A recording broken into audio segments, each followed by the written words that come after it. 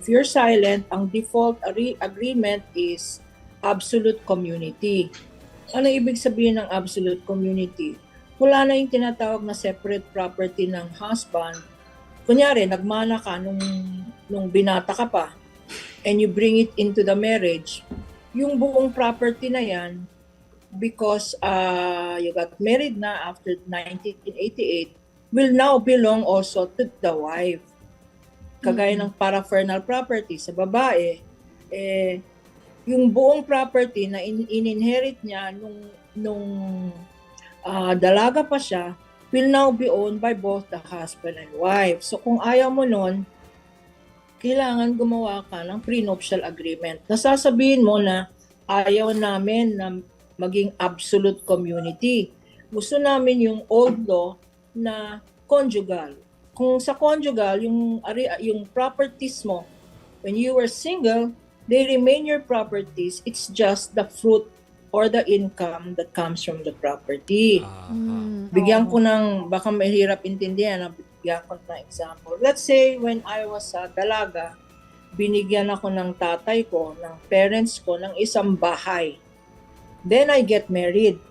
Will the house that was given to me before I get married belong to my husband as well? Ang sagot, hindi.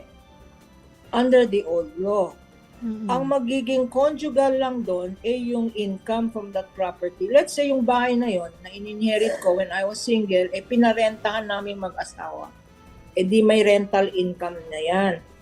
Ang magiging conjugal lang yung income, hindi yung property itself.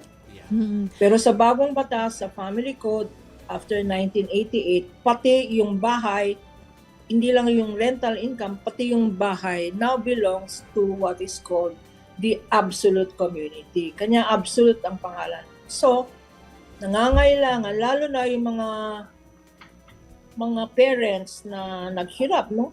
Mayayaman sila. Niisip nila, baka gusto lang nitong asawa ng anak ko yung kayamanan namin. Ay, hindi pwedeng ganyan. Diba? So, they make a prenuptial agreement. Attorney, ang pinag-uusapan natin na you've been mentioning properties, assets, no? So, paano kung kakagraduate lang ng isang, nagpakasal sila, kakagraduate lang nila, wala silang assets, wala silang ina-expect na inheritance? Kailangan pa ba nila ng prenuptial agreement? Actually, hindi. No? Hindi naman kailangan ng prenuptial agreement kung walang properties. Okay. As a practical matter, it is not you're talking about love, Valentine's, no? Nakakasira nga ng romance yan eh. Yeah. Yung papapirmahin yung either future husband or yung future wife ng agreement that says, hindi ko kukunin yung properties na minanyan yun. It is the parents. It is the parents who insist. So, not the bride and the groom. So, attorney, kung wala naman silang dapat pag-usapang property bago yung kasal, ano? Pero nung sila'y kasal na, tapos nagkataon na pinamanahan ng parents yung yung isa sa mga yon, conjugal na talaga yon, ano? Absolute community ang tawag. Oo, yun. So pag wala kang prenup, pag meron kang prenup agreement, magiging conjugal. Okay. Sabihin mo, yes. Yung magiging conjugal yan. Sasabihin mo sa prenup, I don't want absolute community, I want conjugal.